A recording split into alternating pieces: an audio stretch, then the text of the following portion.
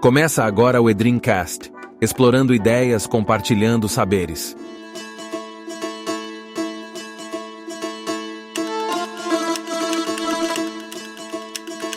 E aí, pessoal? Bom, já faz um tempão, né, que eu não subo conteúdo aqui, mas tudo tem uma justificativa. Olha, 2024, muita correria, minha carga horária no colégio presencial aqui na cidade de Paraupebas aumentou e muito, graças ao bom Deus.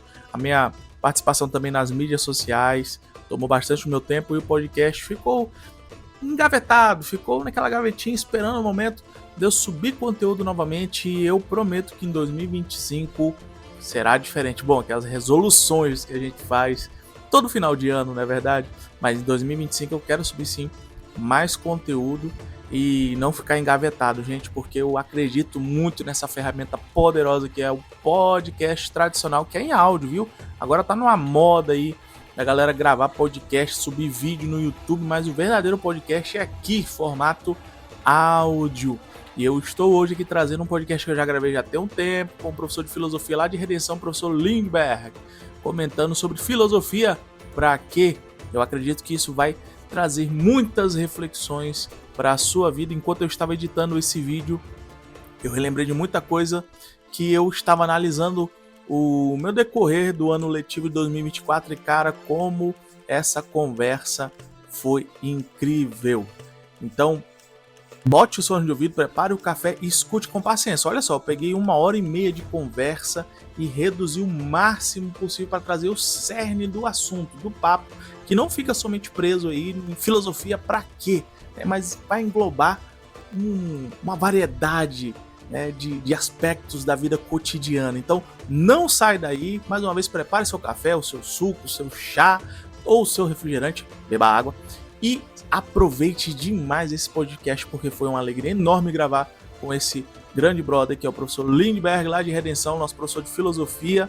E mais uma vez, muito obrigado. Não esqueça de curtir, de comentar, de compartilhar. Se você estiver ouvindo em uma plataforma que dê para fazer várias dessas coisas ou uma dessas coisas, não esqueça de fazer isso. Para você também que quer me seguir nas redes sociais, @EdrinAlbert ou Prof. Edrin Albert, em todas as mídias sociais aí você vai me encontrar.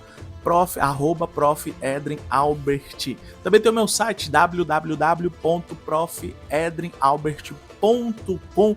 Lá você conhece um pouquinho mais do meu trabalho online. Para 2025, muitos cursos aí na área de física e matemática para você que precisa de ajuda.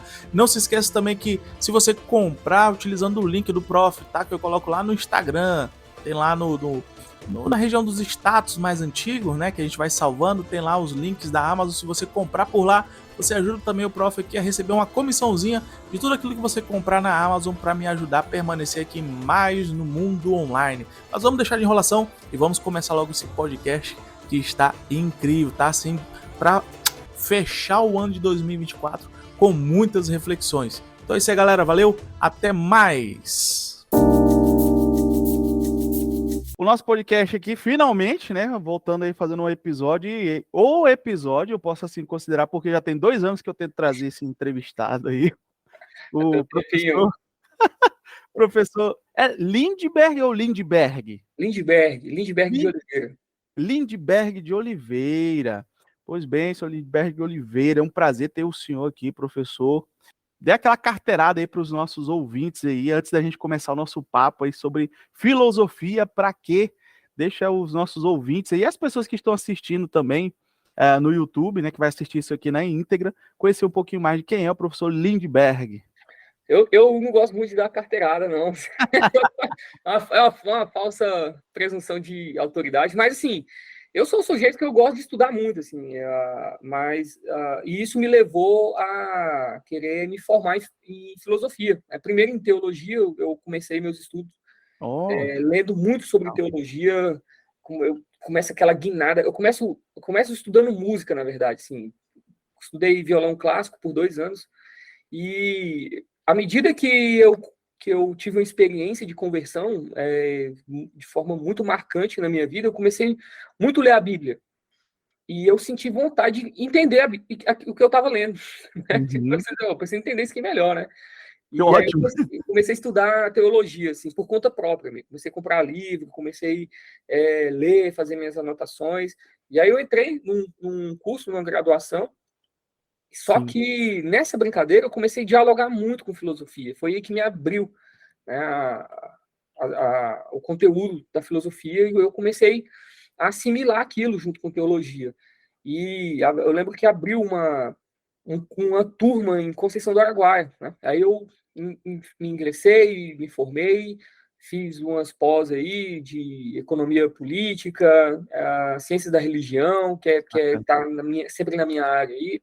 E agora eu estou fazendo um mestrado, né, em filosofia da educação e uma pós em filosofia clínica, né, que vai me dar a possibilidade de ser um terapeuta. Então, eu vou estar atuando como professor, né, de filosofia e como terapeuta, ali fazendo psicoterapia, né, porque é uma abordagem que eu sempre tive nas minhas aulas, foi falar sobre o que é o ser humano, né, sobre o comportamento humano. E, hora e outra, eu comecei a ver pessoas que vinham até mim para conversar, para falar sobre seus dramas. Eu vi que eu tinha um limite ali, né? Eu trocava uma ideia, eu ouvia a pessoa uma, duas vezes, três, eu pensei assim, não, chega, eu não tenho mais ferramentas para poder continuar te auxiliando aqui, eu não sou um profissional. Então, acho que é melhor você procurar um profissional aí. Eu recomendava, tem ótimos profissionais aqui em Redenção, só que eu percebi, opa, né? Eu acho que eu vou me formar nessa área, né? Tem aí um mercado aqui que está se abrindo e as pessoas começaram a olhar para mim com essa autoridade, sem uma formação, né? Com a formação eu vou ser mais útil nessa brincadeira aí. Então, eu tenho formação em filosofia, tenho pós em ciência da religião, ética e filosofia política, terminando o mestrado de filosofia da educação e essa outra pós aí em filosofia clínica. No próximo podcast, já deixando aqui o convite, né? Já não vai chamar mais de professor, mas mestre Lindbergh. Não, é só Lindbergh mesmo. Tá certo. Mas estamos aqui, cara, e é um prazer, muito obrigado pelo convite, né? Já deixo os agradecimentos aí e espero poder contribuir aí com um papo bacana. Tá certo. O nosso tema hoje, né? O tema proposto aqui é uma pergunta que eu ouço, né, enquanto professor de física e matemática, professor, mas afinal de contas, né, matemática, física, para quê? Para quê? Aí eu pensei, cara, que genial essa pergunta desse aluno. Porque eu também deveria fazer perguntas assim para outros professores também, para eu ouvir a resposta dele, né? Porque na hora que ele me perguntou isso, eu dei a resposta para esse aluno, né? Deu os porquês, se deu certo na cabeça dele, eu não sei. Mas aí eu falei, cara, eu vou gravar um podcast com esse tema. E aí a cobaia, que é justamente o professor Lindbergh, professor Lindbergh, nos abrilhante aí, nos ilumine um pouquinho sobre filosofia. Para que, afinal de contas, filosofia? Essa pergunta, em si mesma, ela já é um problema filosófico, né? Que Eita. já foi posto lá desde a Grécia Antiga, já. Porque quando você pergunta assim, qual é a utilidade da filosofia, né? Você está perguntando, para que serve esse negócio aí? Né? Para que serve? E a gente tem dois caminhos aqui, né? A gente tem a resposta de Platão, de Aristóteles, que eu acho muito interessante, e eles falam assim, bem, a filosofia ela não serve para nada. Provavelmente não é a resposta que tu queria ouvir, né? Eita, meu Deus do céu. Para que esse negócio aí? Para nada. Assim, ou a gente pode enveredar pelo caminho que a gente ouve desde o ensino médio. A filosofia é para despertar um pensamento crítico, para fazer você pensar, para fazer você refletir e tal. E na maioria das vezes, quem envereda para esse caminho, muitas vezes entra, tipo assim, dá uma resposta muito pedante para a questão, muito simplista ali. Porque filosofia não é para isso. Não é para você ter um pensamento crítico, não é para você aprender a pensar, não é? Assim, não nesse sentido genérico, assim, né? E essa resposta, essa pergunta, ela é um problema filosófico porque ela não tem uma resposta simples para eu te dar, assim, não é simples mesmo, assim, entendeu? Aristóteles, ele dizia o seguinte no livro dele, a Metafísica, né? Ele falava o seguinte, todas as ciências são mais úteis do que a filosofia. No entanto, nenhuma delas é mais necessária do que a filosofia. Tá entendendo? Ou seja, a física ela tem uma utilidade prática, né? A matemática, a engenharia, né? As ciências produtivas, por exemplo, né? Elas têm uma finalidade prática. Você percebe que a gente vive num mundo em que a gente quer que tudo seja útil e a gente associa o útil ao que é bom. Olha só, né? Existe uma escola filosófica que faz isso, lá no final do século XIX, que é o utilitarismo. Ou seja, você equipara o bom àquilo que é útil. Se não é útil, não é bom. Então, logo, tudo tem que servir para alguma coisa, para ser bom. Percebe? Então, essa pergunta ela é um vício da nossa época. Ela é um vício da nossa percepção com o mundo. E a gente, quando a gente encabeça essa percepção, a gente entra num monte de problema também. Problema de relação humana, assim mesmo, assim. Porque se eu vou confundir o que é útil ao que é bom, opa, então eu vou ter que dizer que as pessoas só são boas quando são úteis também. É o problema. Né? Então você só é meu amigo quando você está me servindo para alguma coisa. Isso só é bom quando está me servindo. Se não é bom, eu descarto isso aqui como um copo descartável e jogo fora. E as pessoas vivem assim. E quando as pessoas vivem assim, você entra em relações totalmente desumanas. Você desumaniza as pessoas. Mas voltando para a tua pergunta, né? Filosofia para quê? Tem um escritor americano chamado Oscar Wilde que ele diz o seguinte, ó: as coisas mais essenciais da vida não servem para nada. Caramba! Né? É pancada, é pancada. Caramba! As coisas mais essenciais da vida não servem para nada. Não, Né? tá, Imagina que doido. Né? Então, por exemplo, para que serve a beleza? Para nada. Para que serve a devoção? Para nada. Para que serve o amor? Para nada. Para que serve Deus? Eita! Para que serve Deus? Né? Para nada. Para nada. E eu não tô menos. E quando eu digo que essas coisas não servem para nada, eu não estou rebaixando a dignidade delas. Eu estou aumentando. Percebe? É o contrário. Oscar, olha que frase, né? As coisas mais essenciais da vida, não servem para, não tem uma utilidade prática, não são úteis para a sua vida prática. Por quê? Porque essas coisas, por exemplo, o amor, o valor dele se encontra em si mesmo, não está fora de si. Ele em si mesmo ele é bom. Ele não é bom porque ele serve para alguma coisa, não, porque ele é bom porque em si mesmo ele já tem a sua própria dignidade, já tem seu próprio valor, ele já é excelso. Então, quando eu falo isso em sala de aula, eu falo com muito cuidado, assim, também, porque isso é complicado de entender, né? As pessoas não porque são intelectualmente incapazes, mas porque a vida que a gente leva hoje, né, a gente tem essa percepção das nossas relações, do modo como a gente se envereda nas nossas decisões, nas nossas escolhas, ou se a gente vai equivalendo o que é bom ao que é útil. Então, por exemplo, Deus, né? Deus. Para que serve Deus? Essa pergunta é maluca, ela é absurda. Se você perguntar para que serve Deus. Tem um aluno que fala assim, Deus serve para tudo. Assim, então ele serve para você, sei lá, matar a pessoa que você não gosta? Tipo assim, não, professor, não. Então, ele serve, sei lá, para você encher o pneu do seu carro? Não, professor, não. Então, mas você falou que é tudo, né? Você serve para tudo, não serve para nada.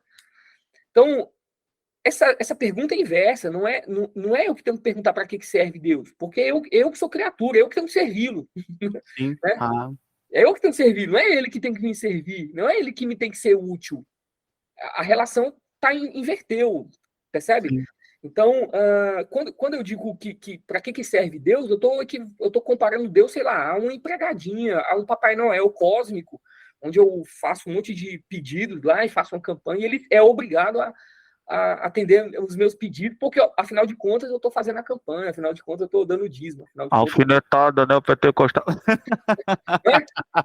Então a pergunta ela é maluca, ela é absurda. Para que serve Deus? Né? Deus ele não tem uma utilidade prática, ele não é um instrumento da qual eu uso para, né, uma certa finalidade ali. Por que isso? Porque útil são aquelas coisas materiais. Sim. Essa roupa é útil, esse computador é útil, né? Um automóvel ele é útil, um sapato ele é útil, sei lá, uma casa ela é útil, percebe? São objetos. Entende? Aquilo que me serve, toda pergunta para que me serve isso, ela vai mirar algum objeto, né? Uma bicicleta, uma roupa, um sapato, uma casa. Agora, e o amor? Assim, opa, o amor não é um objeto. A beleza não é um objeto.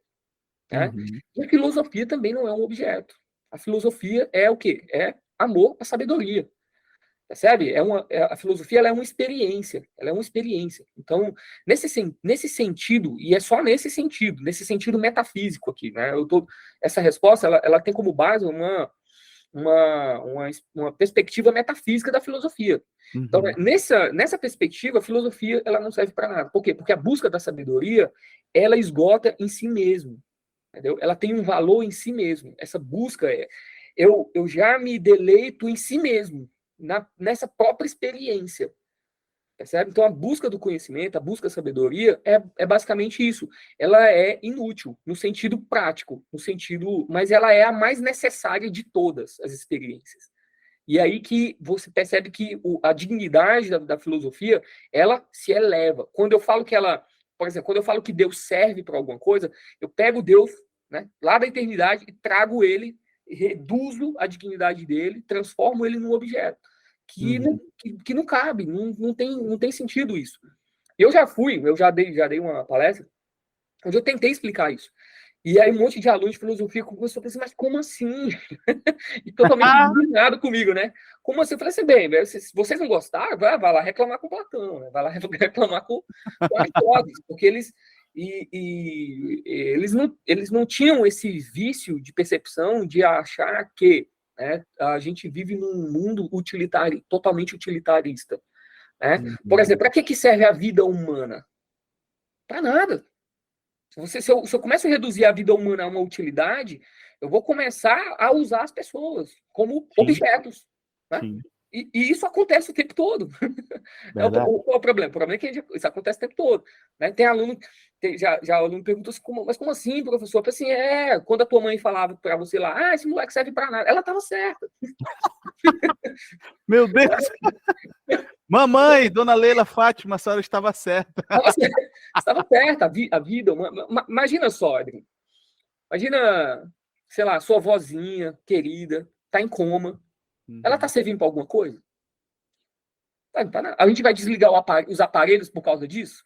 Caramba. É maluco isso. Sim. Não, né?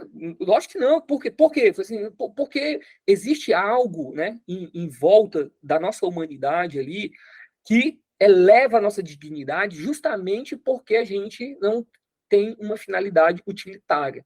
Percebe? Então, por exemplo, se a gente pegar aqui a questão do aborto, né? Que é uma questão extremamente espinhosa. E aí a gente vai assim, vamos abortar, né? Vamos acabar com esse negócio aí. Tá fazendo... Por quê? Não, porque não tá servindo para nada. Assim, realmente, não tá servindo para nada. Mas existe algo que está para além da utilidade em volta desse ser humano aí. Percebe? Ou seja, é um ser humano aí, e ele não está tendo direitos, ele não tá usufruindo de escolhas, a gente não está permitindo que ele chegue num estágio de humanidade onde ele possa fazer isso, ele já está matando, ele está acabando com esse negócio aí. Né? E a dignidade humana, ela não começa quando a gente nasce, ela nem termina quando a gente morre. Tá? Por exemplo, sei lá, se uma pessoa morre no meio da rua, né, a gente não vai tratar aquele cadáver como um cachorro, só jogar para o lado ali e ficar de boa.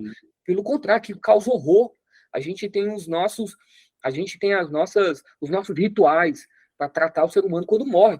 Então a dignidade ela não começa quando a gente nasce, ou seja, ela existe antes do ser humano nascer e ela não termina quando a gente morre.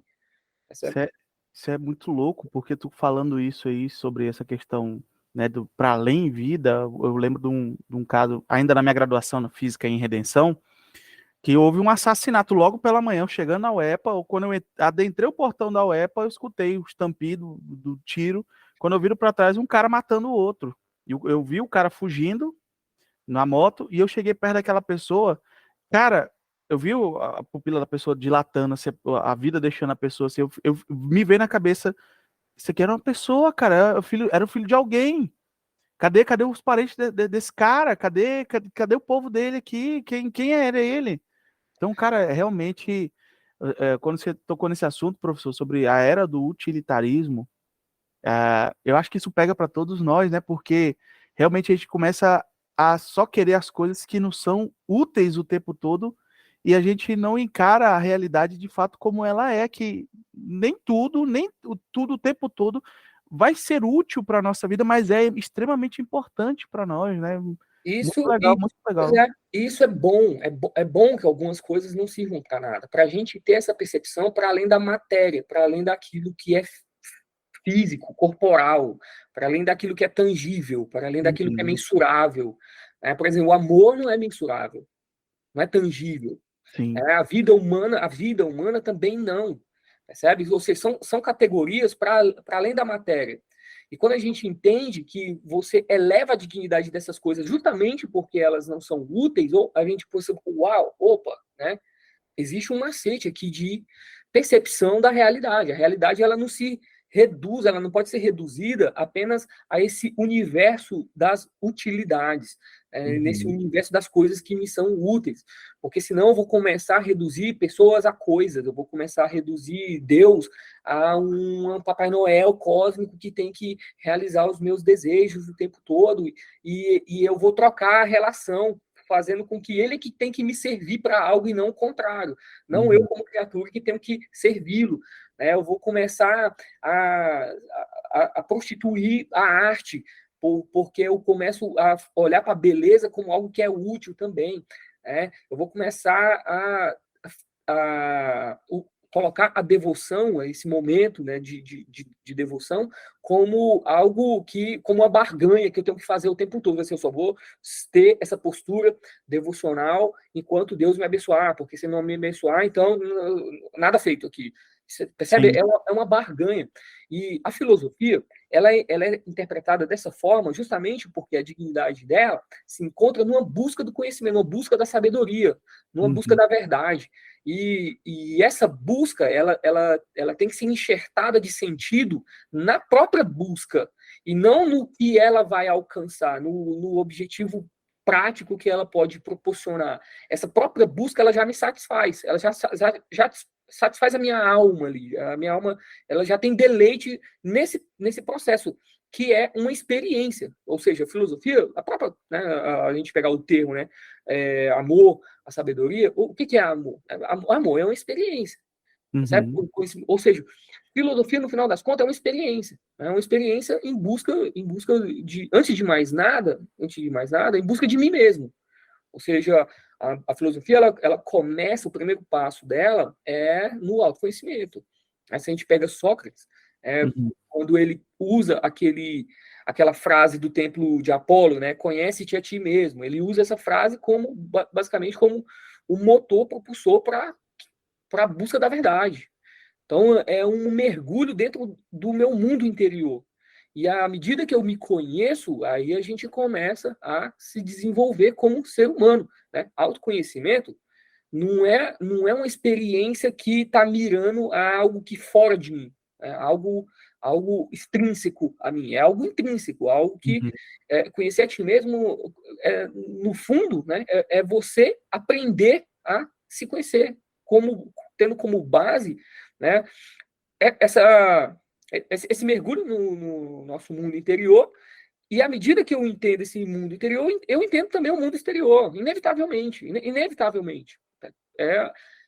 Esse é o ponto de partida. Eu não vejo outra forma da gente falar sobre filosofia e ensinar filosofia a não ser começando por um processo de autoconhecimento. Ensinar pensamento crítico, né? Ensinar você a duvidar de tudo, ensinar essas coisas. Como os primeiros. Isso também é maluquice, cara. E eu não acho que a filosofia ela venha a, sei lá, te educar com o pensamento crítico de cara, assim. Pelo contrário, isso é o processo final. Isso é quando você já tem um conteúdo muito bem sedimentado ali. E aí sim você começa a criticar. Mas vai de você ensinar pensamento crítico, sei lá, para adolescente. Sim. É doideira isso, mano. Um adolescente, ele não tem um conjunto de experiência, ele não tem uma memória, uma vontade educada. Ele está começando ali a entender a realidade. É como você dar Coca-Cola para alguém que acabou de acordar cedo, assim. Meu Deus. Percebe? Ou seja, o que é a palavra crítica é isso. Né? Se você não tem um conteúdo para ruminar isso, né, acabou, você vai passar mal. Né? Você vai falar merda, você vai. Enfim, assim, a filosofia necessariamente ela tem que começar com autoconhecimento. Ela tem que começar com esse primeiro passo aí. Né, da gente começar a virar os nossos olhos para dentro de nós mesmos. Assim, e esse é o princípio da maturidade. Né? É aí que você vai entender quais são suas limitações, quais são suas deficiências, quais são, sei lá, né, os seus medos, quais são as suas angústias, qual é a fonte que produz tudo isso daí. Se você não entende isso daí, você não vai entender do que os filósofos estão falando. Impossível. Se você não entender isso daí, como é que você vai entender a sociedade? Que é muito mais louca, tá? que é muito mais doideira. Então esse é o princípio de tudo. É você tentar se conhecer. E esse processo, ele não visa necessariamente uma utilidade prática, ele visa um amadurecimento, um crescimento pessoal. Né? E isso, o sentido disso se esgota em si mesmo. Mas aí tá. Quando a gente fala em filosofia para quê também, é lógico que a gente vai ter que dar, né, principalmente hoje, a gente vai ter que dar uma utilidade para a filosofia. E aí entra uma resposta que possa acalmar o ânimo. Né?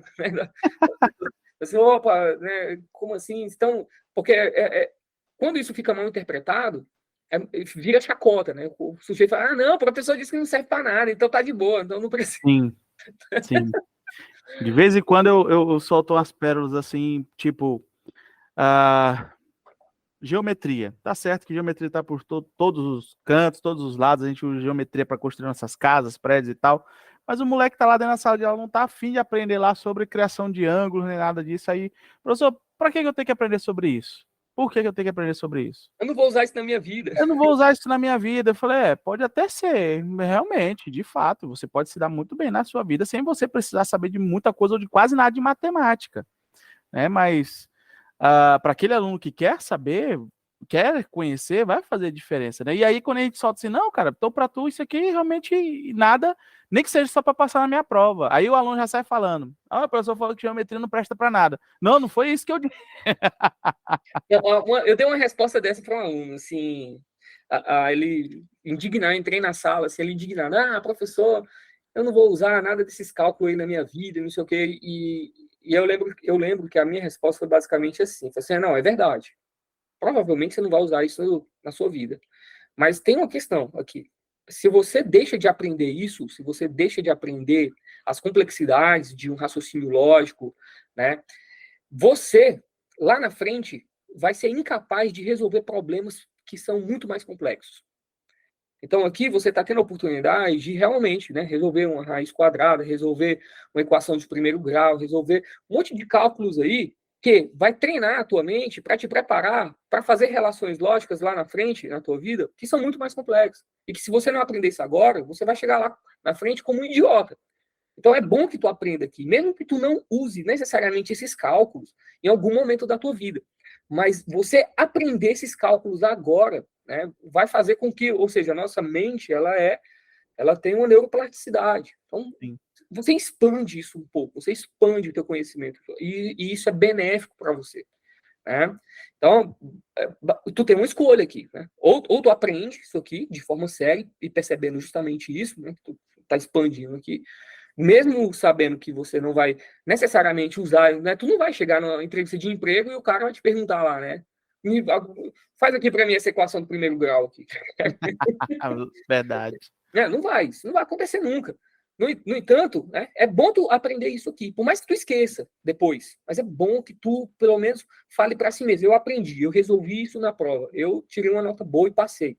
Né? Você confessar isso para você é muito gostoso, cara. Você conseguir aprender uma habilidade, assim, é muito da hora isso. Devo agradecer ao professor Josimar. Foi teu professor também de matemática e rendição, não foi? Foi. Delta igual B ao quadrado menos 4 assim.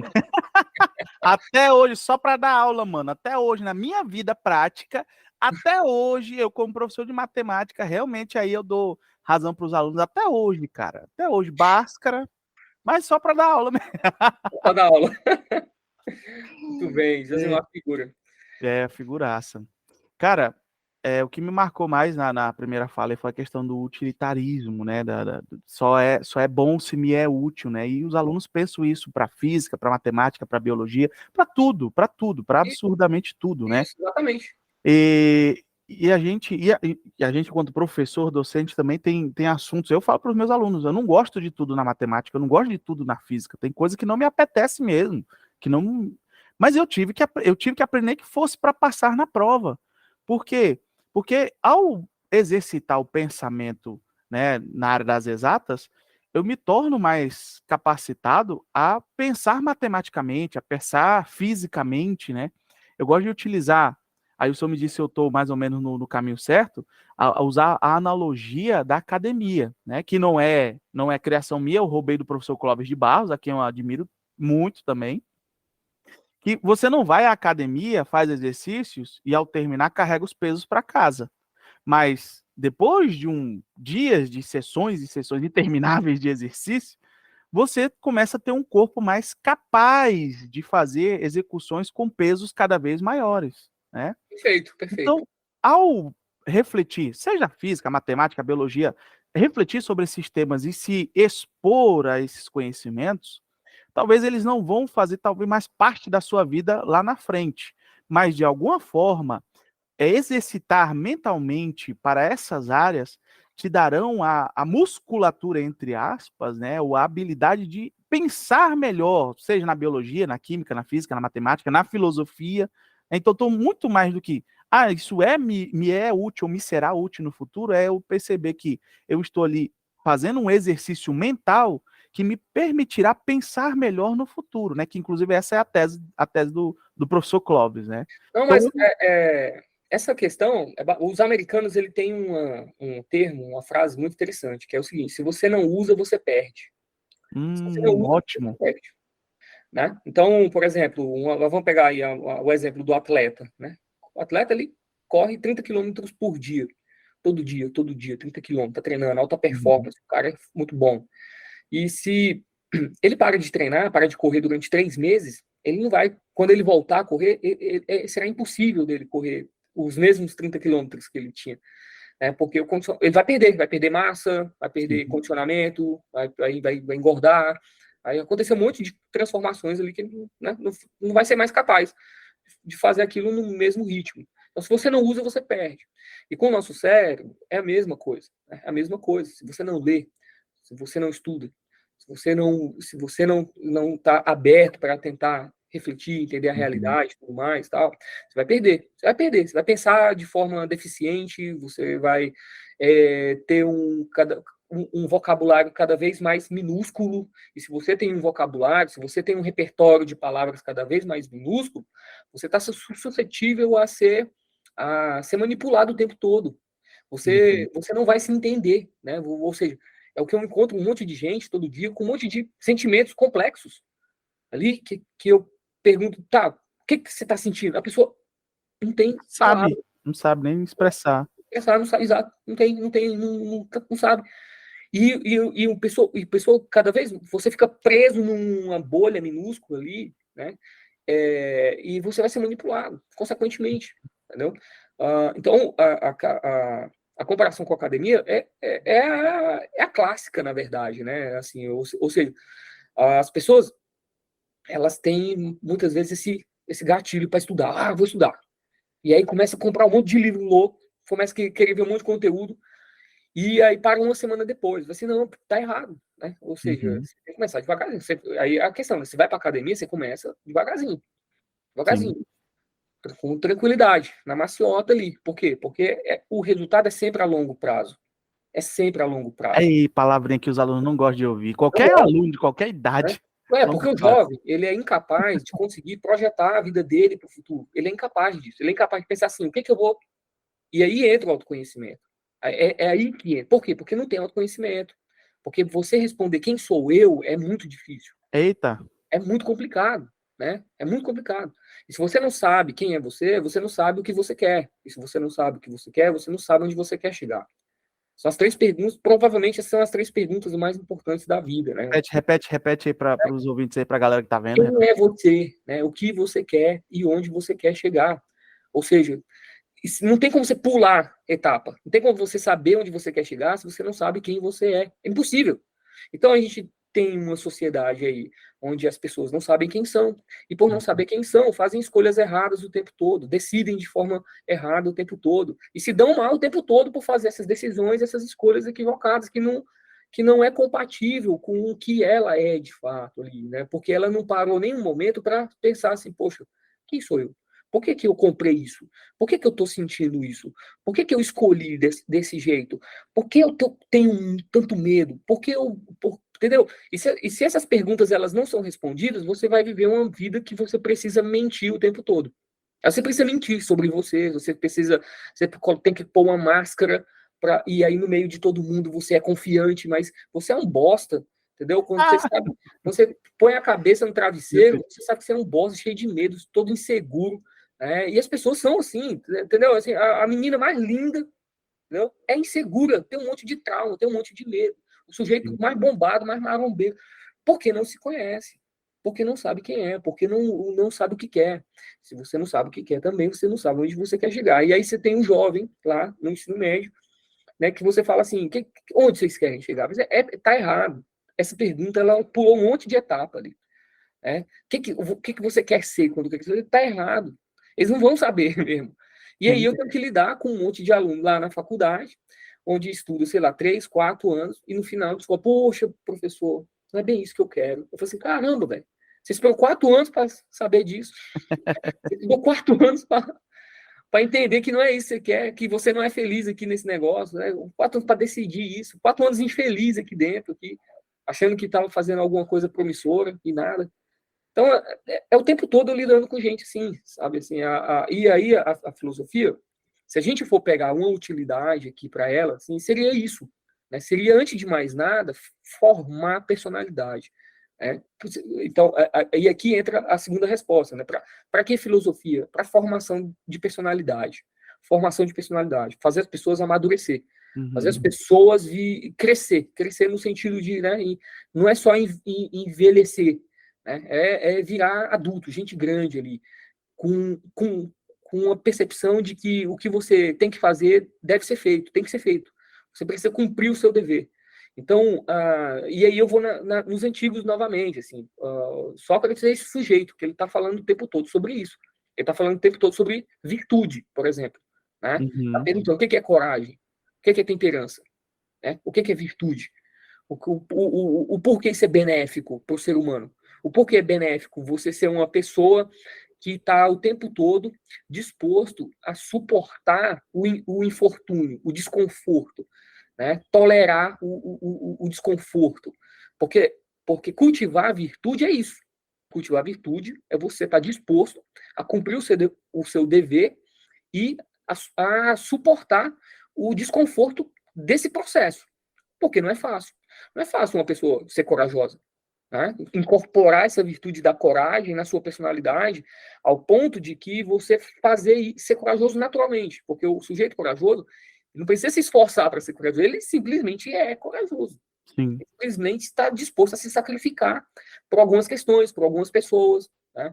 Então, se a filosofia ela não começa aqui, né, na formação de personalidade, você vai ter um monte de gente canalha, de certa forma, que, né, leu Foucault, leu Sartre, leu Clóvis de Barro, leu um monte de cara, mas é um sujeito pequeno, medíocre. Ele leu uma porrada de coisa, mas ele não passou por esse processo de autoconhecimento, que é justamente o primeiro passo da filosofia. O primeiro. Se você pula esse passo, né, você pode ser até um gênio da matemática, pode ser até um gênio de alguma coisa aí, mas vai ser um ser humano medíocre, né, idiota, canalha. E a gente tá cheio disso. O brasileiro é o sujeito que a coisa que ele mais dá valor na vida é grana. É verdade. Grana, né? Se você pensar bem, assim, qual é a ambição do brasileiro? Assim, é grana, é dinheiro. Dinheiro e saúde, assim. Dinheiro e saúde. As duas coisas que ele mais dá valor na vida.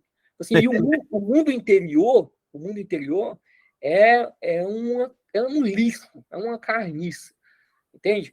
Então, tem cabimento isso? Não tem. É por isso que a gente está muito longe ainda de ser um país decente. Porque as pessoas, elas estão muito preocupados com o exterior, estão muito preocupados em ganhar dinheiro, sem muito esforço, tá? Esse é o parâmetro. É grana, mas eu não quero ter muito esforço para ganhar esse negócio aí. E o quanto eu puder de tirar de vantagem das pessoas ao meu redor, melhor também. Então, a mente do brasileiro é essa. Assim, e a gente... Isso de certa forma, expressado na nossa cultura, né? Na música, nas festas que a gente tem, nos programas de televisão, nos conteúdos no TikTok, no Instagram, nos conteúdos virais, que são... Você percebe assim, você olha para o sujeito e fala assim, mas esse sujeito tem a consciência deformada, velho. Tem o caráter deformado, mas tem muita grana, e todo mundo o brasileiro é um sujeito que adora se dobrar diante de celebridade. Papo legal. Eu acredito também que todo mundo que está vendo e ouvindo, isso aqui vai aproveitar muito, vai se sentir instigado a querer saber mais, a conhecer mais. E se a galera quiser te conhecer, professor Lindbergh, suas redes sociais, você é um homem da filosofia, mas também é um homem das redes sociais, que eu acompanho lá nos status. Muito obrigado. Eu tenho meu Instagram, né, que é Lindbergh, @Lindbergh. Lá eu produzo conteúdo, falo de filosofia, teologia, psicologia, política. Gosto de expor os livros que eu estou lendo, as minhas leituras, as minhas pesquisas. Gosto de escrever, né? É um trem que faço cada vez menos, mas por causa das minhas obrigações acadêmicas. Mas eu quero produzir com mais frequência, eu quero escrever mais. Mas lá no Instagram, propriamente, assim, eu tenho o meu canal no YouTube, mas ele está parado. Tem projeto para a gente reativar, começar a produzir conteúdo, mas não vai ser por agora. Mas, por enquanto, qualquer coisa que for acontecer, com certeza vai ser divulgado primeiro lá no Instagram. Pessoal, para quem vai ficando, muito obrigado aí. Siga lá o professor Lindbergh nas redes sociais, @Lindbergh, tá? É um conteúdo de excelência, você não tem a perder, só tem a ganhar. E fica também, né, por minha conta aí, um caminho para você começar a aprender filosofia com quem é de filosofia, com quem estuda filosofia, tá aí, @Lindbergh. Siga lá o professor, tá? Para você ter um primeiro contato aí, siga lá as indicações de leitura dele. E no mais, gente, muito obrigado por cada um que ficou aí nessa live. E vamos para próximas e o senhor vai voltar aqui mais vezes, viu? Tenho certeza disso. Vamos lá, vou esperar o convite. Professor, obrigado, bom final de semana para você e até a próxima. Pra você Valeu. também. Abraço. Valeu, tchau, tchau. Tchau.